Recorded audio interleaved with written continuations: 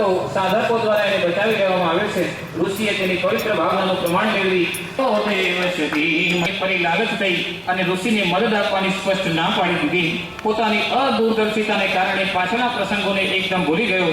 मन लोभी मन लालची मन चंचल मन चोर मन के मत चलियो नहीं पलक पलक मन और लोभ અને અદૂરદર્શિતા મનુષ્યને ડૂબાડી દે છે। સાધુ વેશ્ય પોતાની તુચ્છ બુદ્ધિને કારણે ભગવાનના કોપનો ભોગ બની ગયો। એની નૌકા દુર્ઘટનાગ્રસ્ત થઈ સમસ્ત ધન સાથે ડૂબી ગઈ।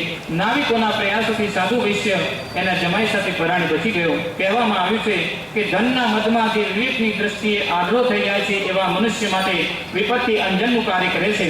સાધુ વેશ્યને પોતાની ભૂલનું ધ્યાન થયું અને સંકલ્પ કર્યો કે આવશ્યકતા પૂરી કરતા હવે જે ધન વધશે એ બધું ધર્મ કાર્ય અને પરોપકારના કાર્યમાં ખર્ચશે। ઋષિને કહ્યું કે આશ્રમ માટે આ બધા ધનનો આપ સ્વીકાર કરો। ત્યારે ઋષિ કહેવા લાગ્યા ભગવાનના કાર્યમાં લગાવ કર્યો। ભગવાન જુદા જુદા શુભ કર્મ કરનારાઓથી અતિ પ્રસન્ન થાય છે। એવી વ્યક્તિઓ ભગવાન સત્યનારાયણની કૃપાને પાત્ર બને છે। લીલાવતી અને કલાવતી ત્યારબાદ પોતાના જીવનમાં પતિની સાથે આ લોકમાં સુખ અને શાંતિ સૌભાગ્ય ભોગવતા રહ્યા। અંતમાં પરમ સુખના અધિકારી બન્યા। ભગવાન કસોટી કરે છે, મારે છે પણ મારવા દેતા નથી, એમાં કોઈ જ શંકા નથી। ઇતિ શ્રી સત્યનારાયણ વ્રત કથાયામ ચતુર્થ અધ્યાય બોલો છે સત્યનારાયણ દેવ કી જય। બાલ કૃષ્ણ કનૈયા કોયો ન પ્રચોદયાતો ભૂર્ભુવસ્વઃ તત્સવિતુર્વરેણ્યં ભર્ગો દેવस्य धीमहि धियो यो न प्रचोदयात्। गायत्री के महामंत्र से जीवन के सबका करो सुंदर वस्वः तत्सवितुर्वरेण्यं भर्गो। ऋषि मुनियों ने अपनाया अवतारी पुरुषों ने भी अवतारी से शीश झुकाया। ओम भूर्भुवस्वः तत्सवितुर्वरेण्यं भर्गो देवस्य धीमहि धियो यो नः प्रचोदयात्। ओम भूर्भुवस्वः तत्सवितुर्वरेण्यं भर्गो देवस्य धीमहि धियो यो नः प्रचोदयात्। कथन्याक्षं तुंगध्वजो राजा प्रजापालन तत्पर।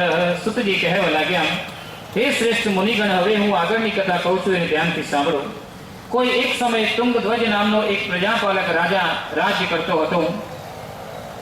રાજ્ય કાર્યમાં એની રુચિ તો સતમાર્ગ પર ચાલે છે। ભગવાન સત્યનારાયણના ક્રોધનો એને સામનો કરવો પડે છે। રાજાએ સત્ય કાર્યનો અનાદર કર્યો, એ કારણે રાજ પરિવાર અને રાજ્ય કર્મચારીઓ એનાથી વિમુખ થતા ગયા। દરેકની અંદર આળસ, સ્વાર્થ, વ્યસન જેવા ઘાતક પોતે અહંકારગ્રસ્ત થયો છે એનું કારણ અને એની અંદર રહેલી દિવ્ય શક્તિઓને દબાવી રાખવાનું મુખ્ય કારણ તેને ખબર પડી ગઈ કે સત્ય ધર્મની ઉપેક્ષા કરવાને કારણે એનું પતન થયું છે। એ સ્થિતિમાં વિપત્તિના નિવારણ માટે કોઈ અનુભવીનું માર્ગદર્શન લેવાનું રાજાએ યોગ્ય માન્યું। સમય વીતતો ગયો, રાજાને ગોવાળિયાઓ યાદ આવ્યા। પોતે એમનું અપમાન કર્યું હતું એ વાત એમને યાદ આવી। રાજા કહે, હું દિવ્ય દ્રષ્ટિથી દિવ્ય જ્ઞાનની ચેતનાને ધારણ કરવા માટે આવ્યો છું। આપ ગોવાળિયા કુટુંબો સ્વધર્મથી પૂર્ણ શ્રદ્ધાથી પરમાત્માનું ભજન આરાધના કરો છો તો આપની પાસેથી મને માર્ગદર્શન મળી રહે એ ઉચિત છે। બધી રીતે સાધન સંપન્ન હોવા છતાં પણ અને આમ છતાં પણ મારી અંદર અહંકારિતાનો લોપ થતો નથી, તો એને માટેનું જ્ઞાન આપ મને પ્રદાન કરો। ગોવાળિયાઓ કહેવા લાગ્યા કે હે રાજન, પોતાના ઉપર આવનારી દુઃખદ પરિસ્થિતિનું મુખ્ય કારણ પોતાના જ દોષ હોય છે। આપે અહંકારતાવશ જે કંઈ કાર્ય કર્યા છે, પરમાત્માના કાર્યથી વંચિત રહ્યા છો અને દિવ્ય કર્મ કરવાનો અવસર આપે છે।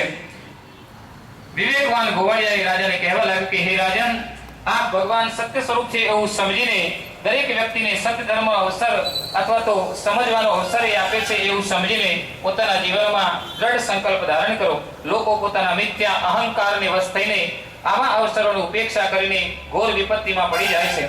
સત્ય જીવન શ્રેષ્ઠ જીવી વ્યવહારિક જીવનમાં સત્યવ્રતને અપનાવવું જોઈએ। માત્ર વાતોથી સત્યનું પાલન થઈ જતું નથી, પરંતુ સ્વધર્મના દિવ્ય તેજોમય આચરણથી મનુષ્ય ઋષિ જેવી સંસ્કૃતિ છે। આપને અમારા પરિવારમાં જે સુખ, શાંતિ અને સંતોષ જણાય છે એ બધું ભગવાન સત્યનારાયણની કૃપાનું ફળ છે।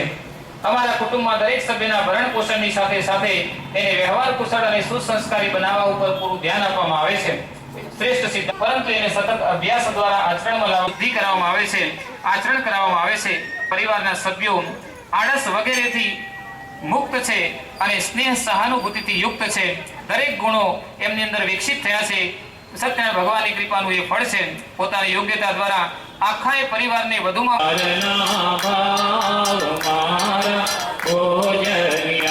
પૂરી માન ભોગ ભોજન જમાડિયા પૂરી માન ભોગ ભોજન જમાડિયા પછી આરતી ઉતારો ભગવાન મારા ભોજનિયા પછી આરતી ઉતારો ભગવાન મારા ભોજનિયા નરજો મારા જોજો હૃદયના ભાવ મારા ભોજનિયા મારા જોજો હૃદયના ભાવ મારા ભોજનિયા આજે આવ્યો રે સુદામો બારણે રે આજે આવ્યો રે સુદામો બારણે લઈ વિદુર ભાજીવાન મારા સ્વરવંતી રે સવે વેરે સાંગ પદક્રમોપનિષદે